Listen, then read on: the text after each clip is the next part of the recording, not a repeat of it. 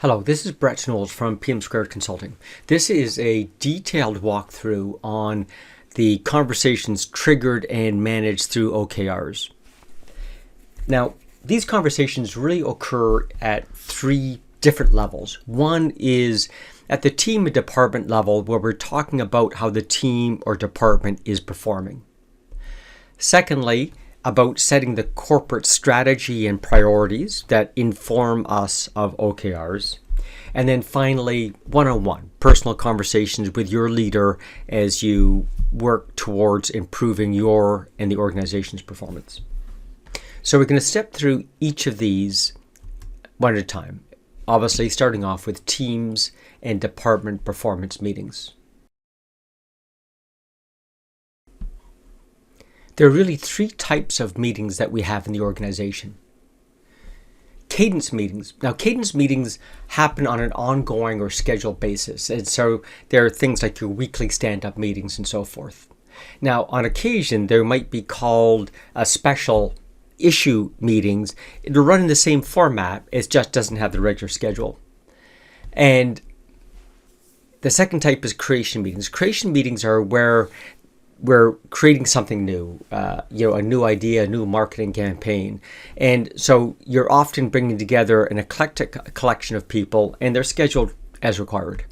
And then finally, communications meetings. Communications meetings, their goal is to educate, influence, and persuade people. And so it's more of a one-way communication towards the target audience.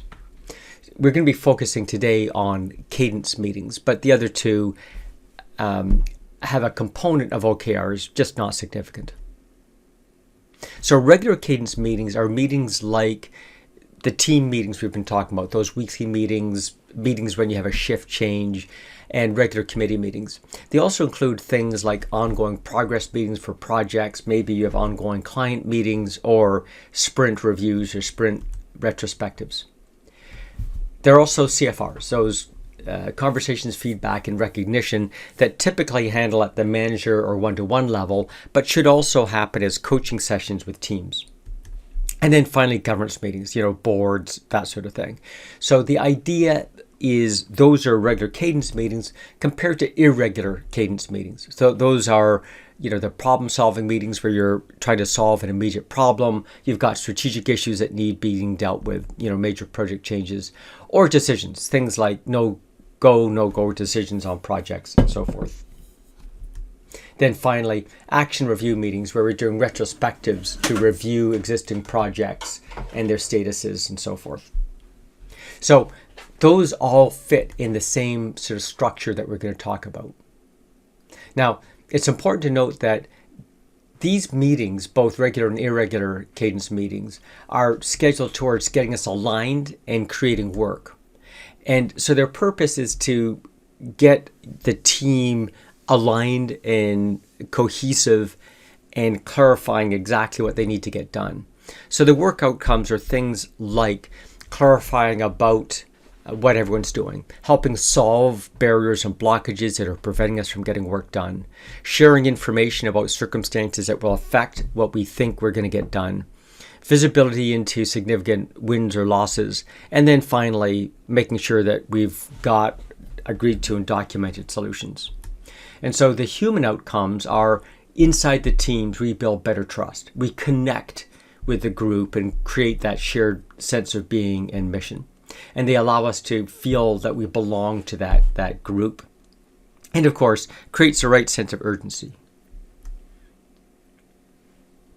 Now, these regular cadence meetings tend to fit into three categories: tactical, operational, and strategic. So tactical, they're represented by daily stand-up meetings or weekly meetings. In that weekly meeting, a tactical meeting, you spend most of the time reviewing the performance and a little bit taking action, whether that's a daily meeting or a weekly meeting. And those happen, again, on a scheduled basis, every Tuesday at 3, as an example. Every once in a while, let's say once a month, we need to have an operational meeting. So the operational, I'm trying to get above the tactics, spend less time worrying about performance and actions to create time to talk about the implications. So what are the operational decisions we might make? So we might, for example, shift who's on which shift, or change when shifts shift over or when they've got overlap, those sorts of things. And that's a repeating cycle. Every month of the quarter, you're going to have the same weekly meetings, that same monthly meeting. These weekly meetings, think of them as being, say, an hour. These, say, 2 hours. And probably you have something like this that exists already. The new meeting that you may not have or only have once a year, whereas we're recommending once a quarter, is a strategic meeting. So instead of working in the business, we work on the business. In that meeting, we're going to take the existing strategy, take a look at the existing performance, and have a conversation that touches on performance and implications that we've gathered from before, but spends the bulk of the time talking about the strategy. Are our objectives still correct? Are the key results correct? Are their priorities correct? And as a result of that conversation, we normally expect the strategy to change, the objectives to change, the key results to change, to a little extent or a great extent. And we run the next month with that new model. So the idea is the organization's learned and become agile, moved in a new direction. We repeat, get back together, discuss the new world, and adapt. So the idea is this organization has had 4 learning cycles where we used to have just 1.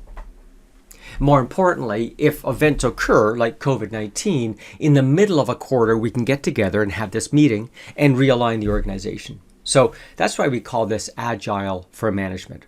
But this is all underpinned by objectives and key results. By having those timely key results, we have these meaningful conversations at the weekly level, monthly level, quarterly level that allows the organization to be more agile, react quicker in the marketplace.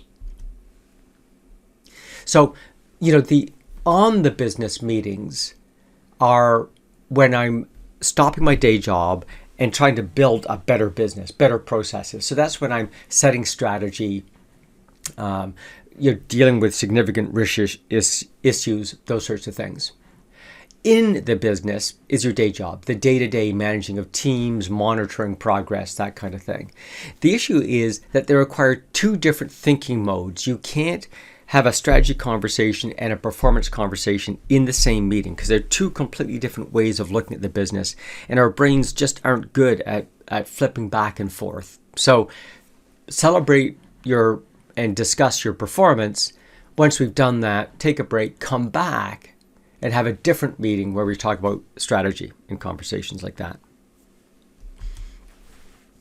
Now, it's important to note that the frequency that you have these meetings sets the tempo of the organization. It determines the momentum. If you meet on a topic once a week, it has a different urgency than if you meet on it only once a month or once a quarter.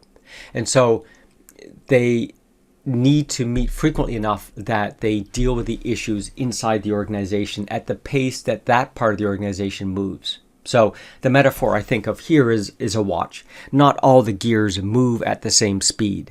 The second-hand gears move every second. The thing that tells you the month moves only once a month. And so different departments move at different speeds as well. But like the gears of a watch, they have to interface with each other. And so we typically agree that everyone reports progress at least once a month. If you need to do it more frequently to manage your business inside of that, all the more power to you. The frequency of the strategic meetings drives the organization's adaptability. In other words, if you only change your strategy once a year, that organization is not very adaptive or resilient. And so that's where often organizations end up flailing because we have not dealt and kept our strategy up to date with the realities of the business. So now we should talk about that standard Cadence meeting template. Every meeting should follow the same format. There are 5 sections to it. Level set, where we determine exactly where we're at. Barriers and blockages, where we agree what the problems are.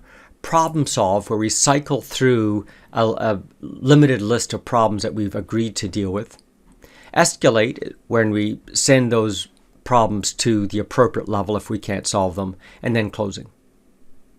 Now within it, we have a standard structure as well. So within level set, there's 3 sections. One is a view from the top. So whether I'm dealing with the overall organization, my department, or my team, the leader of that part of the organization has 3-5 minutes to describe what performance looks like from their perspective.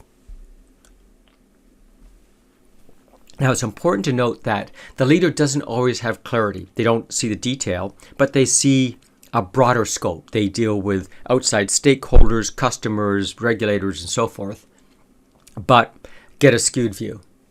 So after they've said their view from the top, the rest of us should be able to respond. What did we observe? What did we see? So a leader might describe a situation that they're concerned about or they observed, but they haven't got that detail. So it's our job to provide the detail. And then the third step is follow-ups, and we'll touch on that at the end of this conversation.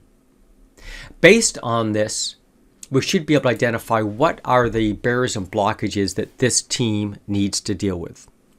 I'm going to expand on that for a second. So in fact, before the meeting, we should all take a look at our team's OKRs. Understand how the entire team and related teams have performed, and based on that, identify what are the topics that we think we should be talking about in this meeting and how much time should we be allocating to each one. This conversation on level set may adjust that, but 9 times out of 10 we have these pre-identified, and we should inform the organization ahead of time with that agenda. So let's say that every Tuesday we have our meeting at 2 o'clock in the afternoon. Let's say Monday evening, the leader should review the OKRs and the analysis from the week before, identify what they think we should talk about and the amount of time, and inform the organization of what are the problems we're going to loop through. So I'm going to say, these are the 3 objectives we're going to take a look at, and we're going to spend 20 minutes on this topic, 10 minutes on that topic, 5 minutes on that topic. And it's important that we time bound these. We've all been in meetings where we spend 40 minutes on what should have been a 5-minute conversation, and we run out of time. We don't have the time to deal with the other topics. What we do know is that if you aren't able to solve a problem in the amount of time you expect, you probably can't solve it. You can't solve it because you don't have the right resources, or you don't have the right authority, or you don't have the right knowledge in the room. And so it doesn't matter how long you debate it. If you don't have the authority to make the decision, you're not going to get anywhere. So the idea is we identify how much time each problem is worth, and we manage our time carefully in the meeting. Now, for each problem, we go through these 3 steps: discover, discuss, decide. So if it's a 20-minute problem, maybe we always bring in a subject matter expert. Someone comes in to the meeting. Now, the good part is, because we're managing our time carefully, we can say to that subject matter expert, show up at 10:20. That's when we're going to be dealing with your topic, and we're going to deal with it for 20 minutes. So you will be with us from 10:20 to 10:40, and at 10:40 you can leave. That way they don't lose hours in the meeting when they've only got a 10-minute presentation, and we can get access to the skills and knowledge we need to deal with the problem. So discover, so we all understand it. Discuss, to make sure that we all weigh in on it. Now, it's really important, we'll talk about this later, but you should never do in a meeting what you can do outside of a meeting. So we've all been in meetings where they regress to a conversation between 2 people. That's not a meeting, that's a conversation. Take that offline. A meeting should only deal with issues that require all the skills and brains of all the participants. So if we find that we're not using the team correctly, that's a poor scheduling of the topic to put in front of them. So this discuss should allow everyone to have input, because they've been chosen because they bring unique skills, experience, and capabilities to the table. And then we move on to decide. We need to make the decision. And here the trick is to figure out, what is the decision-making criteria? Is it a veto? In other words, one person has veto power or makes the decision, in which case we only have to debate it until that person can make that decision. Is it unanimous? Everyone has to agree, in which case we have to debate until everyone agrees. Or is it majority rules? In which case you debate until the majority can form their opinion. But if you don't understand the decision-making criteria, you might allocate the wrong amount of time for the decision-making process. Let's discuss it until the decision can get made. If we can't make it, we need to escalate. Escalate, we'll talk about this later, We're going to send issues to different teams that have the competency, control, authority to make that decision. And then finally close. This is a super important part. We need to review what the agreements are. Who's doing what, when, if we've changed OKRs, what those changes are. And when we get back next time, point number 3 is we do need to follow up. There's an expression that goes something like, after all is said and done, more is said than is done. We need to make sure that we lock down and commit to each of these steps and that we agree and get done the work that we've described and committed to. Now, each meeting is going to allocate a different amount of time for each one of these things. So, for example, if we're having a daily meeting, on the daily meeting, we might be, that daily huddle. We've only got 1 minute for the review, 3 minutes for the rebuttals. We can deal with any problem that takes less than a minute to solve. On the other hand, the weekly meeting, which might be an hour long, we've got 5 minutes for the top level discussion, 10 minutes for the other views, and every problem has to be solved within 5 minutes, for example. And then the monthly meeting, same format, but even more time allocated. We deal with problems that take 30 minutes to solve. So the idea is we have different instruments for dealing with different sizes of problems. Now, I want to talk about meeting cadence for a bit because it's super important. What we see often is, for example, a sporadic meeting cadence. And, the dilemma is, that's what we call set and forget, right? We are all excited. We set up our OKRs, but we don't have these ongoing meetings. And so it communicates clearly that there's no focus. There's a lot of performance gaps that aren't dealt with. And eventually there's just loss of confidence in the OKR system. A second scenario we see frequently is these sort of infrequent meetings. And what we see is sort of a haphazard focus where there's a lack of consistency. People are highly distracted. We suddenly realize we're off course. We have a panic meeting or an ad hoc meeting. And it gives us that inclination that there's no ongoing discipline.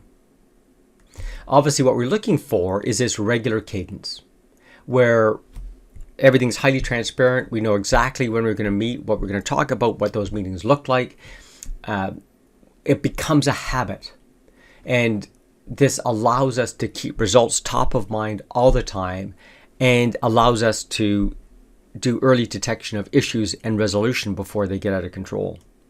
So the dilemma is, obviously, if we don't have the meeting cadence right and we don't have these consistent meetings, we don't get the results we're looking for.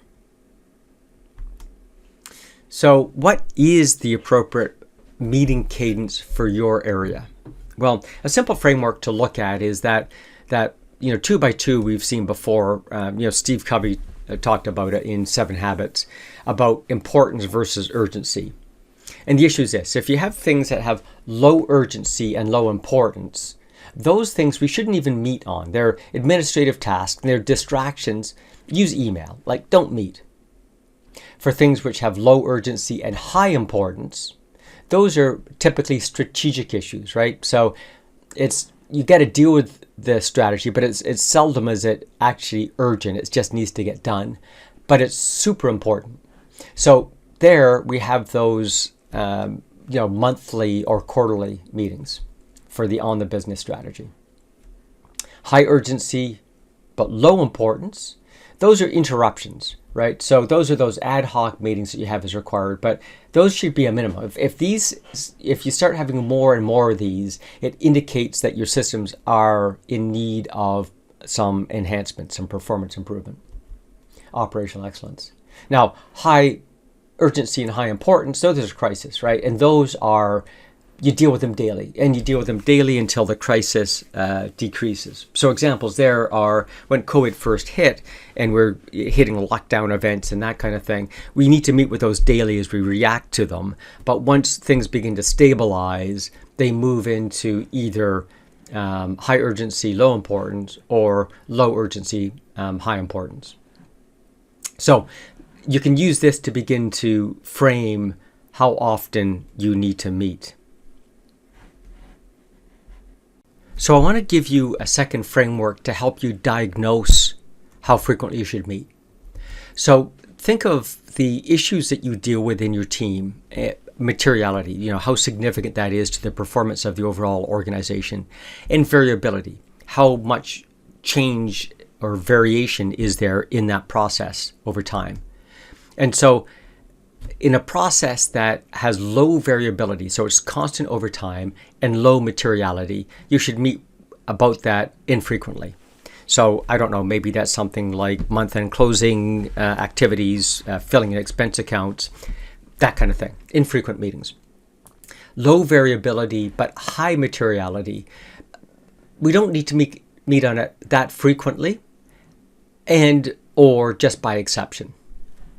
High variability, but low materiality, less frequent. And then finally, things which are highly variable and highly material. So those are things like sales, revenue, costs, where they might vary significantly period to period, and the materiality on the business success is significant. So that framework allows you to begin to determine whether something should be on the agenda and how often you should meet on it. A way to think about it is, if you skipped 2 meetings, would you be out of control, or would you be able to pretty much sit in that next meeting and know what's gone on? That is a good test about whether I'm frequent. So if I can miss 2 meetings without impact, then you're probably meeting too frequently.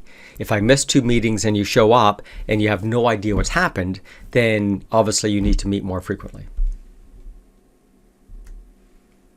So a few guidelines to make sure meetings work well. First and foremost is meetings are hugely powerful, but usually they're under-designed. We haven't paid any attention to them in organizations, and therefore they're not as productive. So what we're talking about here is just focusing on the meetings, understand it's a process, and manage it accordingly. Thing 2, never do in a meeting what you can do out of the meeting. So I should never be dropping a spreadsheet of new data in front of the team. They should see that information a day or 2 ahead of time so they can look at it, think about it, reflect on it, because that's an individual learning activity. In the team, it's about having a conversation about that performance. So again, it should never end up with a conversation between 2 people and so forth. Now, it's really important to understand that really the success of the meeting is determined before the meeting. If you haven't done the prep work and your team hasn't read the information, considered it, and come up with great insights and ideas, the meeting's going to fail even before it started. So really important to understand that the preparation is super important. Always have a timekeeper, otherwise you will go over time. And that's unfair. It's unfair to the participants because they all have other meetings scheduled. And if you say, oh gosh, look, we fell over this new topic, we happen to have the right people in the room, let's go ahead and add this onto the agenda. It's like dominoes. Everyone else's day now is interrupted because you've chosen to take time out of their day. That new topic shows up, call a new meeting for it. Allow people to prepare and come to that meeting informed. And then finally, always follow up from the previous meeting. If you don't follow up, that meeting was just a waste of time. So these are just guidelines.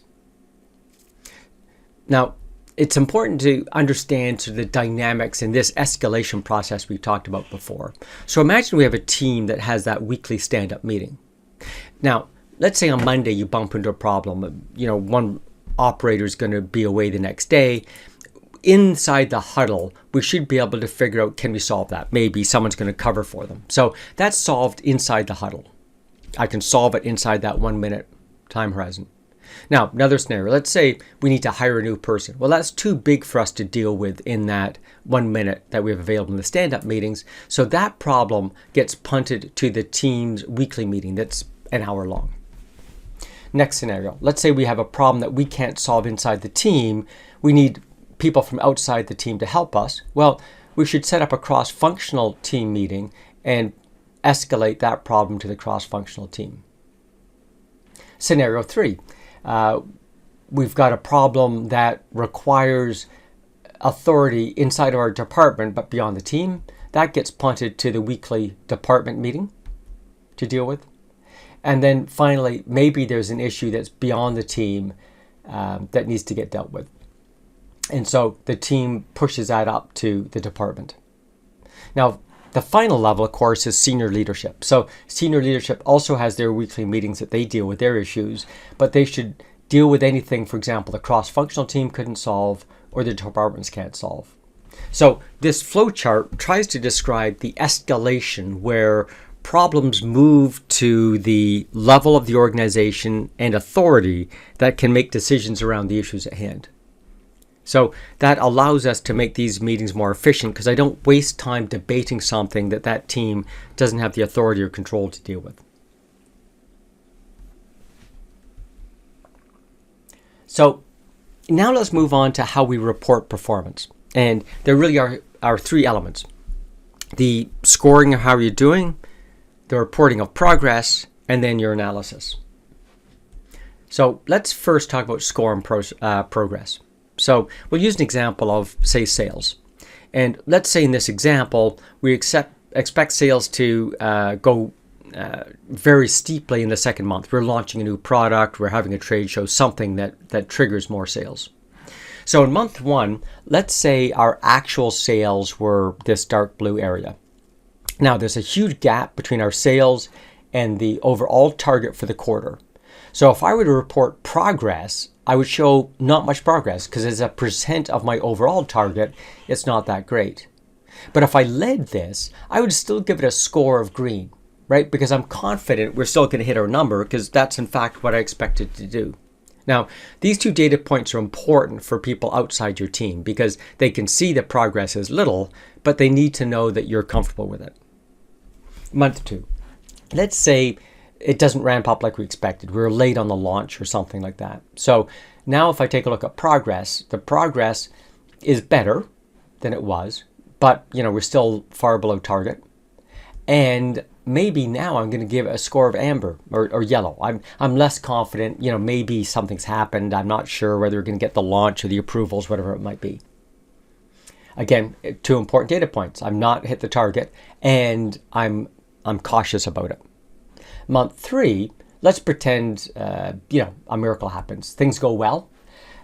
Progress, green, because I exceeded target, and my score is also green. So in this way, we can communicate both the progress, the actual numbers, and my assessment as a leader. Now, I could have a worse scenario. Let's pretend, for example, we didn't achieve target. Now, progress shows that there's still a gap, and I'm giving myself a score of red. So the idea is we need these two data points to communicate performance. Now, that's good for the data side, progress and score. But we also need to, sort of understand what these colors mean. So, green means, we're meeting or ahead of target. Yellow or amber means that we're behind target, but we can get there if we focus on it, based on the resources we have, the finances and people competencies. Red means that we're critically behind target, and ultimately we need some help. We've tried everything we possibly can to solve the problem and haven't been able to do so. So I need help beyond me, beyond my authority, beyond my budget. And maybe that's more resources, like more money, more people, or maybe I need leadership to change the target. All three things I have no control over. I've got to go to leadership. That's why the organization exists, to support me in that. So red doesn't mean I'm in trouble. Red means please send help. And we should make that risk-free so that we can easily send that message that we need some support and the organization will come to my aid. The final part is an assessment. The dilemma is the numbers never tell us everything. And we don't want you to lose buckets of time writing, long dissertations about performance. So we've discovered the simple format. What, so what, now what? So what, we put one sentence down about what happened. Now, you're not going to add new numbers in. You're just going to put it in context. We're behind sales target because we're late on the product launch. Now, that explains it beyond what the numbers do. So what? So what answers the question of what happens if this situation were to continue for, say, 6 months? And so in this example, the so what would be something like, we will not hit our sales targets until the product gets launched. Now what? What do you recommend? And be clear, who's going to do what by when? So to solve this problem, we need new product to launch this product by August 15th. So the what, so what, now what goes along with the numbers so that outsiders can take a look at the performance and understand the context behind the numbers. And that way leadership can decide, is this something that we need to talk about in the meeting? Or do I understand the situation, the analysis is good, we can continue. And so between the progress, the score, and the analysis, we get that informed view so that now when I show up to the meeting, we all understand how the entire business has been performing. So inside every meeting, this means we need a facilitator, someone who's running the meeting. Typically that's a leader, but it doesn't need to be. You can delegate that to other people on your team as a training opportunity. Secondly, subject matter experts. So people who you'll bring into the meeting to provide that extra information the team needs to effectively make decisions. Obviously, the decision maker needs to be there. So if we're in a meeting that someone has veto power and that person doesn't show up, there's no point in running the meeting. So we need to make sure how the decisions get made and make sure that we've got quorum, we've got the veto, so forth. And then most importantly, perhaps, the timekeeper and record keeper. This person, they're just telling us when we've hit our 5-minute line that we put in for that topic. And they're making sure that we're clear on who does what when. This is super important to make sure we stay on schedule and to make sure things are actually accomplished. Now, my meeting meme is you never do in a meeting what can be done outside of a meeting. And the construct I've shared with you means a couple of things. It means that before the meeting, you need to provide all your OKR data and review everyone else's data. Secondly, you need to do your what, so what, now what analysis and research everyone else's. You need to refine your recommendations. You may even exchange a bunch of emails before the meeting. And that way, we can bring the right people in the meeting to be able to make the right decisions in a timely manner. Meetings run this way take about 25% less time to run. And they're far more efficient. Everyone manages to be able to contribute in a powerful way, and the organization moves forwards in leaps and bounds.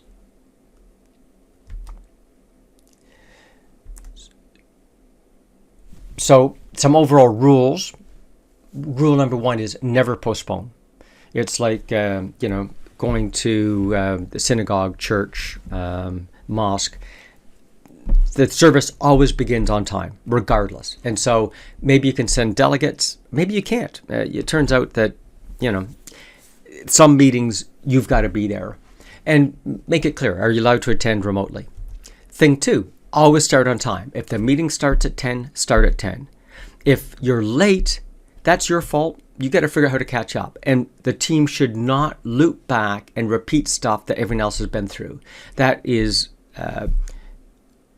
disrespectful to everyone who did manage to show up on time, right? If you got 10 people and you're waiting for, say, 10 minutes, that just costs the organization a huge amount of hard cash in your salaries while you're waiting, but also opportunity cost. You too could have been doing other things. For someone to think that they're more important than the rest of the team is ludicrous. So you start on time every time, no matter what. The meeting waits for no one.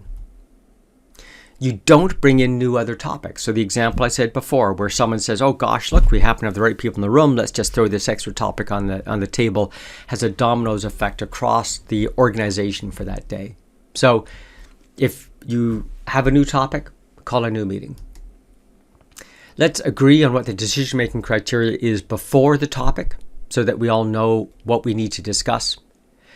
We need to make sure that we have some signal or the other to let someone know when they're rambling. That happens occasionally or frequently. Let's have a risk-free way to help people know that we're not bringing new information to the table, we should move on. And then finally, we need to make sure the room is risk-free, that we avoid blaming people so that allow people to talk and voice their opinions without judgment so that we get the richness and diversity of thought. So these are the rules I'd like you to stick by when you have these meetings. So we talked about 3 conversations. We've had a lot of talk about team and department meetings. There are a lot of principles there that apply to the others, but this is a super important topic. Let's now talk about the strategy and priority meetings. Now, I'm kind of cheating. It's not really one meeting. At the end of the quarter, when you come to reset your OKRs, there are really 3 meetings. First off, we set the top-down strategy. So the senior team will get together, let's say the executive leadership team, and determine whether we need to change our objectives and weightings. That gets passed down to the departments. Each department should be able to respond to those new strategic priorities and directions and realign themselves. And then probably inside of each department, the teams need to effectively recontract, change your objectives and key results. Now, that part makes sense. The part that many organizations miss is the feedback loop. Based on what we can do, does the sum of the parts equal the total? In other words, if we take a look at what we have the resources and capability of doing at the team level, if we do those things, do we stand a chance of achieving that strategy? If not, we better inform leadership of that so we adjust the strategy ahead of time. Now, so this is on that chart I showed before, not the tactical meeting, not the operational meeting, but the meeting at the top, the strategic meeting that happens once a quarter or when there's a major strategic event that we need to process. The meetings are slightly different. What we should be doing is, for example, on that top-down setting strategy, review what we've performed and how we're doing, have a conversation about what direction alternatives are available, discuss those alternatives, reach an agreement, and then update the OKRs. That gets punted to the department that effectively has the same meeting but the next level down, where we understand the new strategy, talk about what directions are possible, discuss those directions, make an agreement, change our OKRs. And then that goes back to the top level where they should be able to review those top level agreements and finalize to make sure that we've got it locked and ready to go. So enough on that. We can talk about that when the next quarter comes along. I want to focus now on these one-to-one meetings. Now, right now, those might look like your annual performance review. And a lot of surveys say that is the worst meeting as voted by the employee and the worst meeting of the year as voted by the boss. No one likes those meetings. They're highly stressful, a lot's at stake, egos involved, compensations involved. They're just not pretty. But what if we change that? What if performance was never a surprise? What if we had more frequent, less formal performance conversations? So imagine having a 10-minute conversation with your leader once a month. And we all know about performance. We've got the OKRs, we've seen them, we've had the team meetings, the team conversations. This becomes a much easier conversation. So John Doerr calls these CFRs, conversations, feedback, and recognition. And here's kind of the framework. So conversation of the CFR, the first letter. What we're talking about is, maybe ask open-ended questions where you ask your employee, how are you doing on your OKRs? And you wait. Open-ended question, they can go wherever they want to go. Or maybe if you need to direct them, something like, I see your recent performance on this particular OKR seems a bit off. Am I seeing things correctly?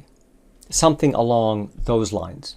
Making it, again, risk-free, not committing, trying to avoid making recommendations or advice. Maybe I can, one important question is how you can help your employee. So something like, what can I do to help you become more successful? So the conversation is trying to avoid advice, trying to get the conversation going. Feedback is the next step. So feedback needs to be specific. So if, for example, you have to give negative feedback, you need to be very specific. This happened and this is what I think the consequences are. So for example, you didn't respond to that client's email, that's the event, and how you interpret it. You thought that came across as unprofessional. So event, interpretation. And in that framework, it allows people to understand what your anxiety is. Or positive feedback, almost the same thing. The event, I thought you were well prepared, and the impression that gives, I thought that was smart. So the idea is it allows people to understand the event and the consequences in context. Again, you're not giving any advice. You're just giving feedback. And this is super important. Now, eventually you may need to resort to giving advice, but wait as long as you possibly can. Here's what we've learned. Studies say that most advice we give is the first reasonable idea that comes to mind. And when you explore that, what the research indicates is often when an event occurs, your brain quickly scales through 5 or 6 alternative actions. And as soon as you come on one that has the first possible chance of being the right one or successful, you hang on to that. You don't explore the next 10 options that your brain might go to. So typically, your advice is ill-prepared. It's just the first thing that comes to mind. And so we want to avoid that for as long as possible. Then the final step is recognition. Recognition is giving people that positive feedback. Now, it's important that it links back to the OKRs, because the OKRs do cover off 100% of what your business is responsible for, so it better link back to it. Secondly, research indicates people are much more influenced by their coworkers than their bosses. Their loyalties to their teammates and so forth. And so if you get recognition from your teammate, it's far more meaningful to you than if you get it from your boss. And then we need to share those stories widely. So it becomes part of the ongoing adventures of the business that we recognize and hear those stories of success. CFRs. That's a very effective framework to use when you're doing these one-on-one meetings.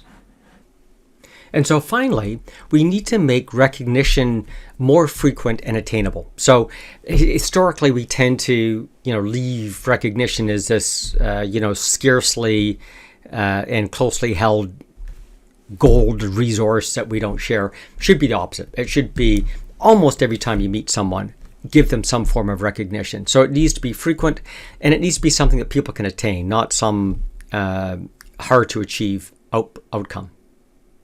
Now, that's the CFR, but obviously all this fits behind a conversation about performance. And so I want to touch on that performance conversation for a second. So we've talked about this before, right? Imagine that we set targets at a certain performance level. If you're at that level, your OKRs, your objectives are red. Certain level above that, it's amber and it's green. And we've talked about your budget, your committed target is probably, somewhere here, shortly after you enter green. But we're going to be running the OKRs with our stretch targets. What's the best possible? If everything went perfectly, what could you achieve with the resources we've given you? And this is the conversation that you need to have with the CFRs, not about did you hit budget, but how we're doing towards those stretch goals. And the reason is, not only does that help people perform harder, but it allows people better space for creativity and exercising their skills. So as a reminder, we talked about this already, red means send help. Red means I've tried everything I can't achieve the target, I need help. And in your CFR, in your conversation with your employee, that's you offering to help them move their performance ahead and give them some advice. Amber is about them focusing, and your conversation there is about how you can help them focus on it, how you can make sure that they pay attention. And of course, green means that we're achieving target, but you then might want to have a conversation about that stretch goal and how they can do that outstanding performance. So that puts the conversation into context. But ultimately, we've got to eventually link it to compensation. And I'm assuming in most organizations, we'll end up with some sort of numeric score. The challenge is this. The challenge is, in the good old days, if I scored you out of 5, 5 is down here, right? As soon as I hit target, I'm at 5. What we're trying to do is recognize that in this world, we're aiming for that stretch goal. And so effectively, the 5 is up here. And because your most frequent performance is better than you were doing before, but not that stretch, that performance, which before would have been a 6 or 7 if you're allowed out of 5, is now going to be a 3.7. In other words, this 1 to 5 scale ends up with the 5 being at a higher performance level. So even though you're performing at the same level you were last year in this example, your score this year is going to be 3.7, whereas last year was a 5. And part of that is the fault of last year. We shouldn't have given you a 5 before, but OKRs allow us to tighten up our practices in many areas, one of which is this scoring of performance. So again, it's going to take some explaining for your staff and for yourself, but understand that it doesn't change the bonus pool and how it gets shared. Just the numeric value changes because we've reset it around this stretch goal, which allows us to perform better. And it works. On average, our clients perform about 17.5% better based on this technique. So let's talk about how that works in a compensation model. And again, this isn't a rule, but this is kind of the observation that the bonus pool itself is going to be calculated by however you calculate it, whatever was done last year. The actual performance assessment is coming from this conversation. And the conversation that we're having about OKRs really fit into 2 broad categories. The reward that's based on the OKRs themselves, and then the rewards based on your behaviors, how we live our values. The OKR part really is based on, again, how you're achieving against that stretch target, recognizing that if you hit 70% of them, that's awesome. And that's about a conversation based on how tough the business environment was, the situation, the target, and everything else. And it might be a mix between your individual OKRs, if you have them, and your team-based OKRs. Now, at PM Squared, we're not necessarily a fan of individual-based OKRs, but recognize that in some cases they add value. But we are trying to encourage teamwork and working as a team so that I don't make decisions that help my personal OKR at the cost of the team. Like any other team, a football team, we work towards a team success, not midfield versus forward versus goalie. How does a team win?